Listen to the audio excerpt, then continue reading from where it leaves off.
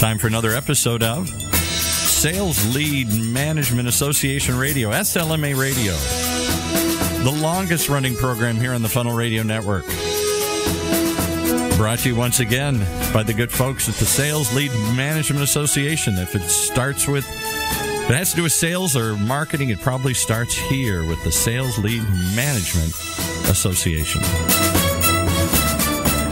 As always, our host is Jim Obermeyer, the man who started this whole network and the whole program behind it. And his guest, well, if you were listening this morning, you'd know the voice, Patrick Morrissey. Hey, guys. Hello, Paul, and hello, Pat. Good morning, gentlemen.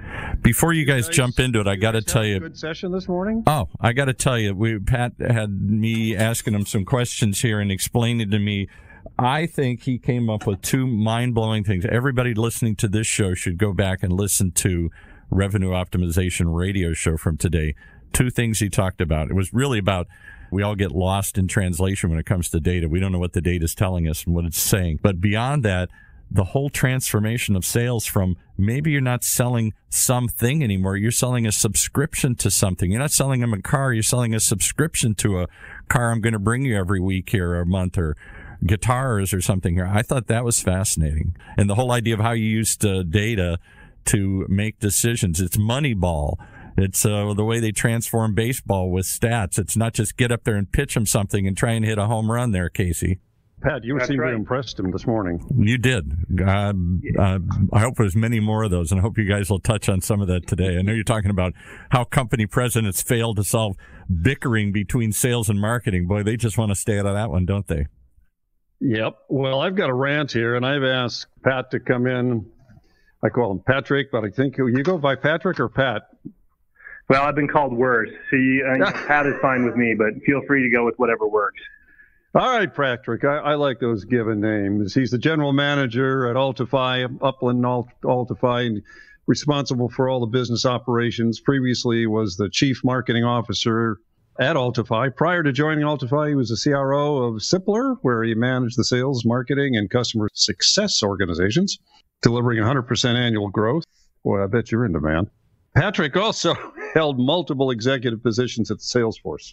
I've asked him to come in and address this issue today, and I've got a little bit of a rant before we get into it to set this whole thing up. And Pat, I used to believe that conflicts between sales and marketing were so much trash talk between competing teammates, but when confronted with the question of which blade of the scissors is most effective, it's obvious that one can't do the job without the other. Right. Sales and marketing have to work together efficiently, which costs the company substantial pre-tax income if they don't. So I used to think it could simply be solved by a strong VP of marketing and sales, and I don't see a lot of those out there today. They're usually strong in one thing or another.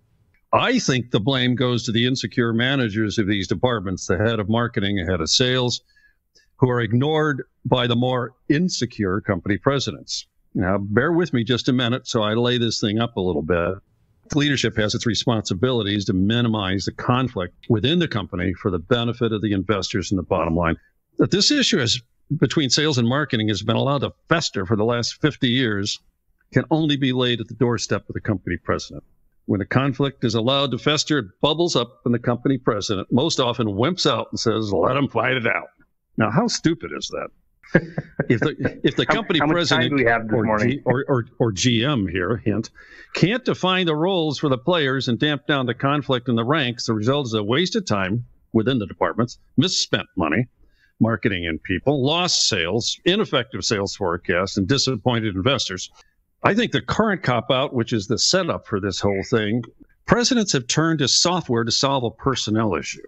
The first was CRM, and you were there right with Salesforce, and you understood that, and that's where a lot of the obvious benefits of CRM didn't really help solving the adolescent fight. Then came marketing automation, which attempts an in-run around sales, which is partially solving the connection between the prospect's requests and salespeople who avoid talking to them for some reason. Account-based marketing has been touted as account-based everything, which gets more people and departments involved in something sales should have done in the first place. Now we have sales enablement, which is a close combination between software and people to force the issue between squabbling departments. which the company president should have solved with the edict of get along or you're both fired. I see sales enablement as a solution even if the company president continues to ignore the personnel issue. Basically, it all starts at the very top. So I've invited Patrick as the GM of Altify, and he's got a great background in sales and marketing. So I'm sure he's solving this problem in his company. But Pat, is there another way to solve this other than the software issue? I think sales enablement has come a long way in helping solve it, but I still think the company president has to get off his butt or her butt and do their job in solving this. I'm going to step back and see how you and Paul help me solve this problem. Yeah, let me take a swing at that. You're hitting on several different things, and I think first place to start is the G.I. Joe rule, right? Number one, understand you have a problem. And if you dial back and you think about why the problem is, oftentimes what you're identifying is arguably a symptom of a larger problem, which is, particularly for companies at scale, what got them to the party in terms of building a brand and selling to customers doesn't keep them at the party now. Because regardless of the industry you're in, there is a giant wave of transformation that, is happening both in a consumer context and it's happening in a B2B context. It's putting immense amount of pressure on CEOs and presidents and their entirety of their team. But where the rubber hits is in that intersection between sales and marketing. The fact that everybody's digital, everybody is an information consumer, and that it's just really tough out there, regardless of the market segment that you're in, to be competitive on a day-to-day basis means oftentimes those things translate as people issues or as a departmental or a functional dialogue that degenerates into a full-on fist fight because we don't understand the problem we're solving, we're not on the same page, and we have a lot of legacy pent-up baggage. And when I say pent-up baggage, I think you guys both know where I'm coming from on this one. There's truisms going back to how we all grew up, which was if you weren't smart enough to be in marketing, you ended up in sales. That was like the job for the great unwashed mass to just go push things on people. The flip side of that is if you come at this from a sales perspective, the truism in sales or the stereotype was, hey, those who can't sell, teach, or market, if they're not good enough to hold their weight in front of the customer, then that's something that they do some other ancillary job that's less important than staying in front of the customer and selling something, which, by the way, keeps the lights on and pays the bills. And if you have particularly a legacy culture that has some of those built-up biases in them, then you're not on a good footing to have, to communicate effectively, much less try to solve the problem. Let me pause there because I'm sure Paul's got a point of view on this too. Paul got interrupted here for a second for our next show, queuing it up. He'll be back with us in a minute. However, as the GM here, and you've seen this happen at Salesforce, undoubtedly, and as the GM at Altify, Upland Altify, that's the proper name for the company now, isn't it? Yep. Upland Altify. How are you solving it? I think some of it comes back to company presidents don't know how to solve it because they don't have sales experience or marketing experience. They came up through engineering. They were CFOs. They think these two things are totally mysteries. You guys could just go solve it and come back in when you're happy. The president of a ball team wouldn't say to the general manager, oh, the offense and defense don't get along, just let them go solve it on their own. Right. It's just not going to happen. They have to solve the issue. But this has been going on for years. It's a joke. The way I solved it in the past is having a very strong VP of sales and marketing who made sure marketing knew what its role was, which was to create revenue and support the salespeople. In sales, your role is to follow up with the prospects and make sure the process is in place, follow the process, et cetera, and the usual sales issues. But I'm defaulting to company presidents to allow this crap to keep going on. How are you solving it over at Upland Altify? Yeah, I think there's a couple different aspects of this when you start to think about how do you organize your go-to-market model. In our case, we're very much an account-based go-to-market model. And what that starts from is having real discipline around what does our ideal customer profile look like? Like, where do we have unique value? Where have we been successful in the past? Where do we think that we can deliver an outsized value and outsized impact to our customers? And that becomes the organizing construct for us because we sell to large B2B enterprises. Think Honeywell, United Healthcare, Tableau, GE, et cetera. That's not for the inartful or for something that you sell accidentally. This has got to be something that has real thought around it. And then you start to organize the sales and go-to-market teams around the customer and around the market segments, where when you think about operationally what that looks like is getting into the idea of having account and territory plan.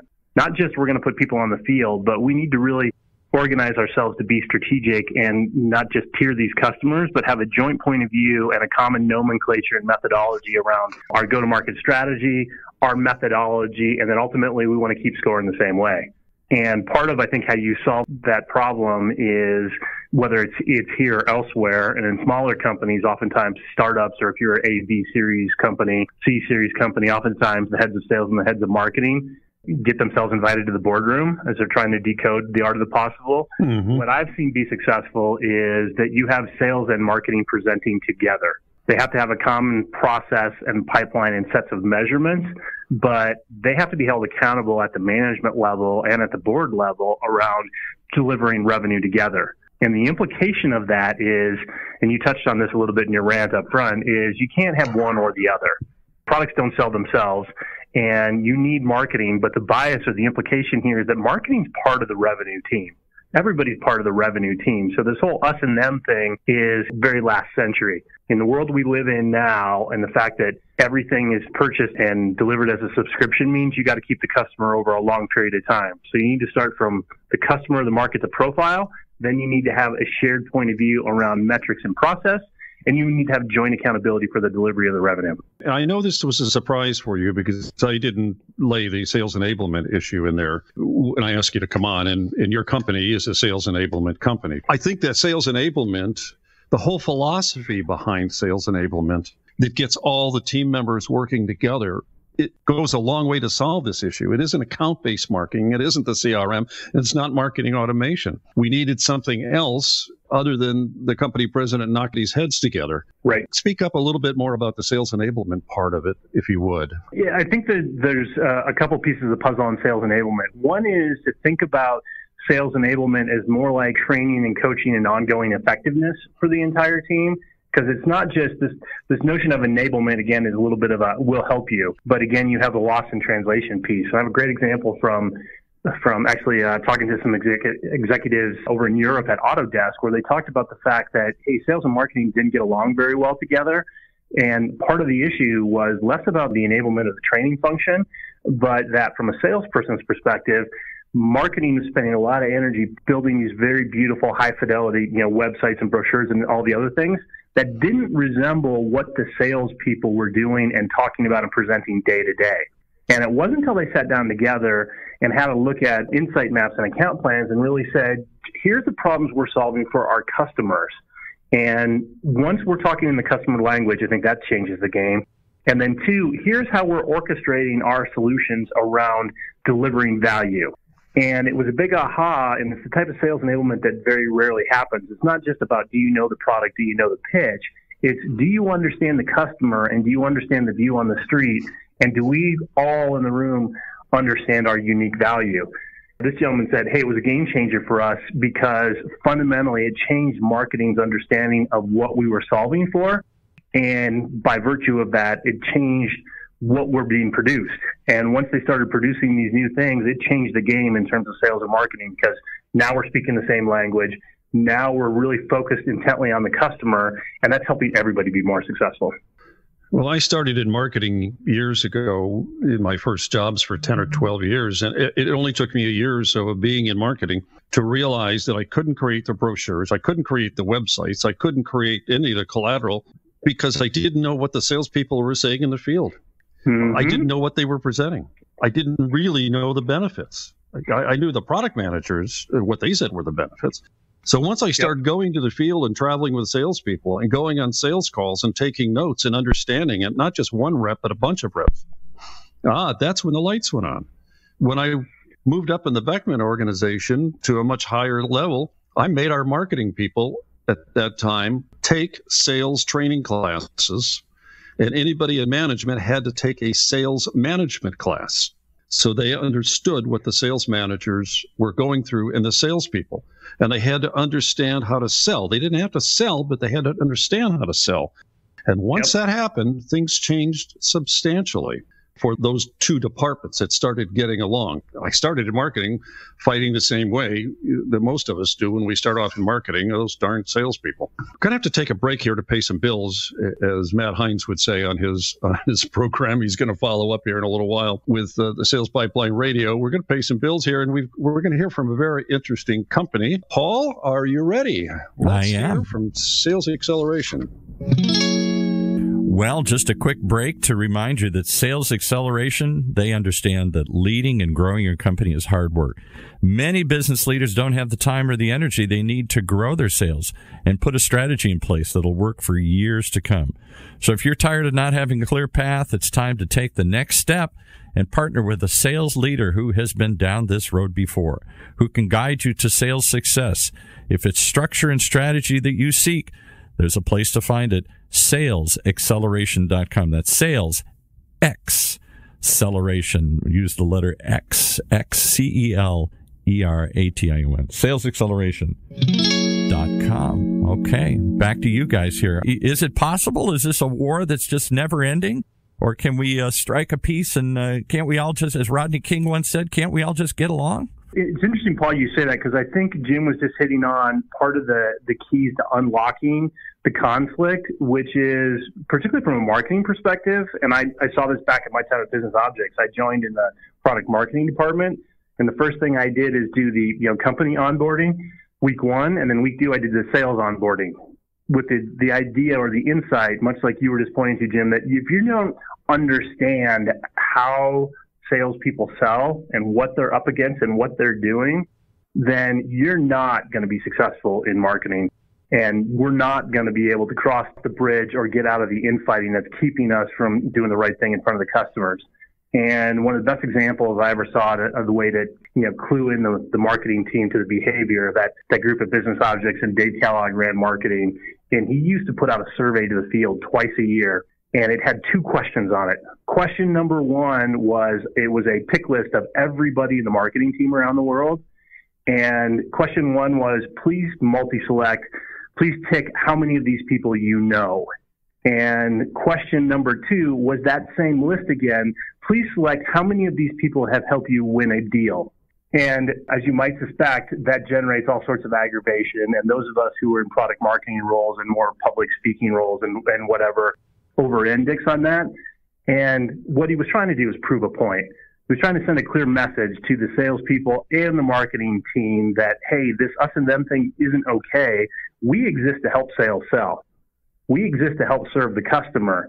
So by definition, if it's not clear that what you're doing is in some way in service of the customer and in service of the sales team, then you maybe want to rethink what you're up to. Do you think that kind of an attitude has been the origination of the term revenue marketer, who realizes that their primary job is to create revenue through the use of the salespeople, through the use of their communications tools, and to support salespeople? I've never gotten past the philosophy that marketing is there to serve the customer and the salespeople. Those are the customers for the marketing people. Yes, traveling with salespeople gives you all kinds of terminology, all kinds of thoughts, and all kinds of benefits. It can be used in all of the different communications. But it sounded like this person really had the silver bullet, so to speak, to solve the issue. So he didn't have to bang heads together. He had to break down barriers. Bingo. And part of it is it comes from a shared understanding, and it comes from having lived a day in the life. The thing that I found, and your point about revenue marketing is well taken. And I think there's two aspects of that going on. Is one, that's good marketing to just upscale the marketing position to make sure it's attached to revenue, but it kind of suggests, well, what the hell were you doing before, right? It wasn't like you're like head T-shirt maker. That's not a spot anybody wants to own. So it comes back to a little bit of misperception about marketing over time that's grown up. I think the second thing is more the market trend about, and Paul and I were talking about this morning, about software eating the world. In a world where everything is subscription and the customer has immense power, you've got to align not just sales or sales and marketing. You have to align everybody on the team around revenue, because it's not just the sale. It's not the old world one and done drive-by anymore. It's you got to not just attract the customer and win the customer, but you have to delight the customer and keep them. So that is a revenue long game. And that means not just marketing, but all of us are on the revenue team. So it's also the customer service people who are on the revenue team, even though they don't like to think of themselves as being on a revenue team because they solve the customer's problems that everybody else creates. And I know you've had positions in the past where you managed all of these groups. So maybe some of this is more account-based, everything that I gave it credit for.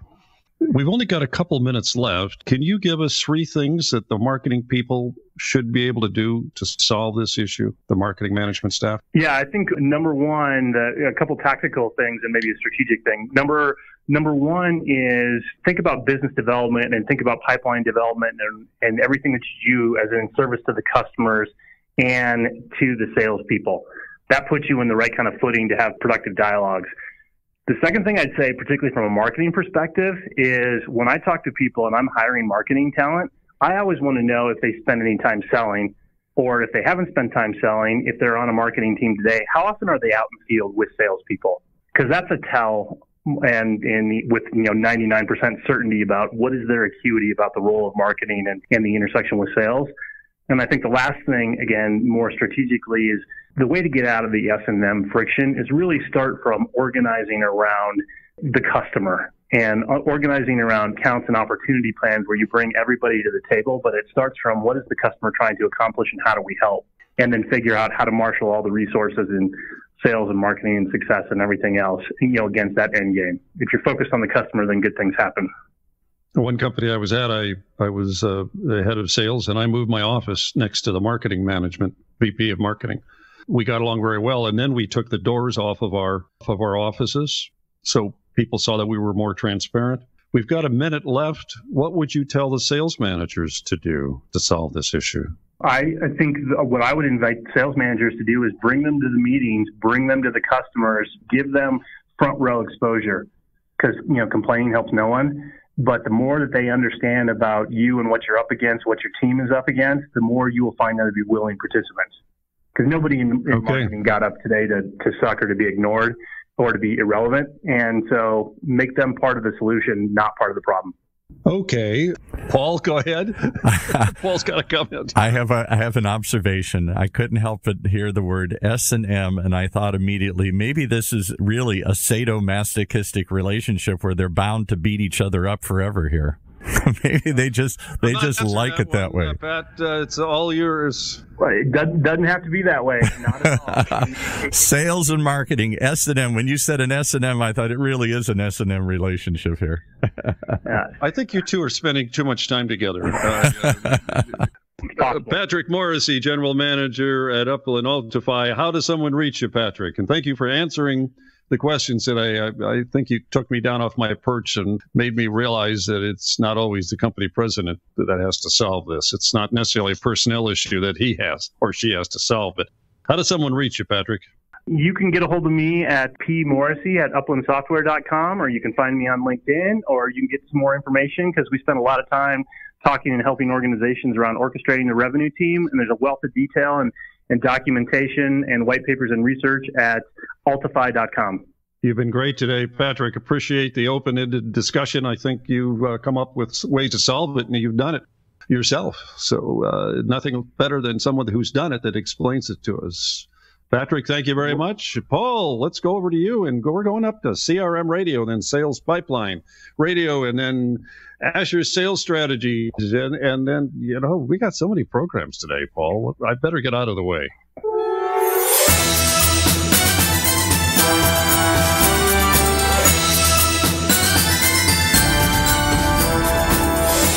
You've been listening to another great show from the SLMA, the Sales Lead Management Association, right here on the Funnel Radio Network for at-work listeners like you.